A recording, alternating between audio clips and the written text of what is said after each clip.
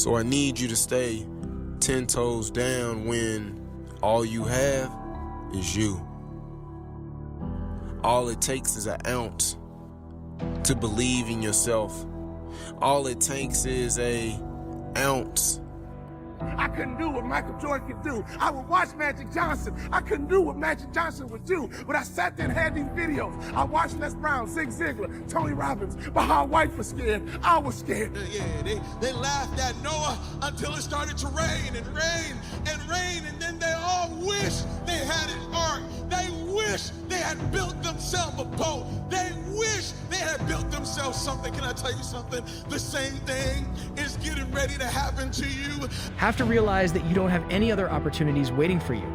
If you're not willing to work for the first opportunity that's been given to you, you don't have a lot of time left, so there's no reason to complain.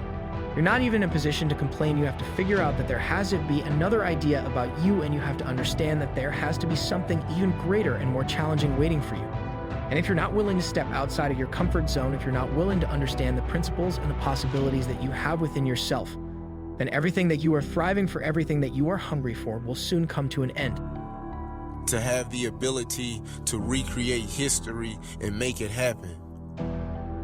Because you can't dream all day with no action.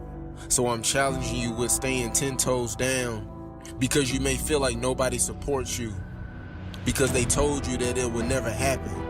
I need you to stay 10 toes down because you have the ability to do it. You can turn your dreams into a reality. I called him to my office and I said what husbands say. I said, babe, we're gonna be okay. Every month the checking account was dwindling. I said, babe, we're gonna be okay. Let's start a motivational speaking business. I go to Jerry Sloan and I say, Jerry, I'm trying to make your team, but since we don't scrimmage, I feel like I can't show you what I can do. Go to Corral, hear me clearly. Listen to his answer, and it will unlock some mysteries as to how you become the best in the world at what you do over a long period of time. Jerry, I'm trying to make your team, but I feel like I can't show you what I can do. He says, Walter, I already know what you can do. But if you want to make my team, I suggest you listen. You have the ability to leave a legacy, and I need you to stay 10 toes down because I'm dependent on you to turn your dreams into a reality. I need you to stay 10 toes down when nobody is clapping for you.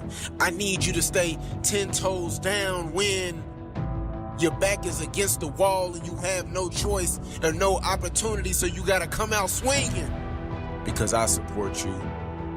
I'm rooting for you. I'm cheering for you from the sideline. I'm your biggest fan. I'm telling you that you can do it. I'm telling you that you're phenomenal and amazing, and that you have the ability to recreate history, because I know that you can stay 10 toes down. Follow directions and execute. Listen. Follow directions and execute. What I didn't realize, even though we didn't scrimmage in practice, throughout practice, we did drills, and he created what I call habits and rituals. Every single day, practice was the same. Every single day, we drilled on fundamentals. Every single day, we worked on habits and rituals. So even though my mind was floating, even though I was selfish and self-centered, he was conditioning me into the culture through practice of habits and rituals. The reason why I tripled my NBA income in 3 years is because of habits and rituals. Next year, if your name didn't get called to come across the stage, I'm here to tell you they will call your name next year if you go back home and execute habits and rituals. I wanted to scrimmage for me. Now I'm not here to preach to you about this. I'm here to let you know that there are things that are going on around you. Right now, they are far greater than your complaining. You're complaining about so much, but yet you show no action. If you could trade places with someone right now, and the person that you're trading places with may have it just a little bit tougher than you have it going on in your life. Right now, so many people are suffering from so many things in this world at this moment, but yet you're complaining. So many people in this world right now wish they could trade places with you, but yet you're still complaining. But it's about to rain. And when it rains, they're going to wish they had $1 million. When it rains, they're going to wish they had raised their family right. When it rains, they're going to wish they had finished that degree. When it rains, they're going to wish they had lived a better life. When it rains, they're going to wish they had eaten better and worked out and treated people right and had a 20-year vision. I'm telling you, it's going to rain. Build your ark. You're the one in the family that's got to go first. You're the one in the family that's got to go to college. You got to go get that degree so that you can come out of school and look at the rest of your family and say, hey, it's good, it can be done. A person's strengths are often their biggest weaknesses. And so that also means that their weaknesses can be their strengths. So, me, I am weak. In all those ways that I listed, I am weak. But I don't accept that. I don't accept that I am what I am and that is what I'm doomed to be. No, I don't accept that. I'm fighting. I'm always fighting. I'm struggling and I'm scrapping and I'm kicking and clawing at those weaknesses to change them. If you don't fail and getting knocked down does not mean that you stay down getting knocked down. Doesn't mean that you're not breathing. You got to understand that this is what life is all about. How can you build? If you don't have nothing to build on, how can you grow? If you're not understanding that you've got to be on the ground so that you can. Understand what it means to get up failure. What is it doing to you now? You think is going to keep you down.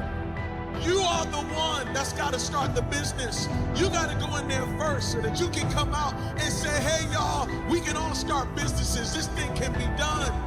You are the one that's got to start building legacy and start living for legacy so that you can come out and say, hey, everybody, this thing is good. You're going to be the first. You've been called. Everybody who's building legacy is called to blaze the trail. It is your responsibility to go ahead of the crowd. Why? Because you've been placed there first as a sign to everybody else that this thing can happen. And I want to challenge you to accept the responsibility. Go ahead and be the first. Go ahead and accept all that comes with being the first, because you're not just doing it for you. You're doing it for everyone behind you. I challenge you to be the first. That's why you're listening to me right now, because you know that deep down on the inside, you've been called to be the first. Yeah. Stop them. Some days I win. Some days I don't. But each and every day, I get back up and I move forward with my fists clenched toward the battle, toward the struggle. And I fight with everything I've got to overcome those weaknesses and those shortfalls and those flaws, as I strive to be just a little bit better today than I was yesterday. Okay, your boss isn't asking you to do this job if you're not ready for it. That's number one. And the fact that you don't think you're ready is a good sign. I've said this before, because it means that you're humble. You think that's all you have left to do. You believe that failure is the only reason that you're on the ground right now. Failure is doing exactly what it's supposed to do now. Where are you going to do about yourself? What are you going to do to rise up above the occasion? What are you going to do to find the source and the reason and the purpose within yourself to get what is necessary for you to go further than you've ever gone in your life? Don't let failure put you in a position where you feel that you are not worthy of something.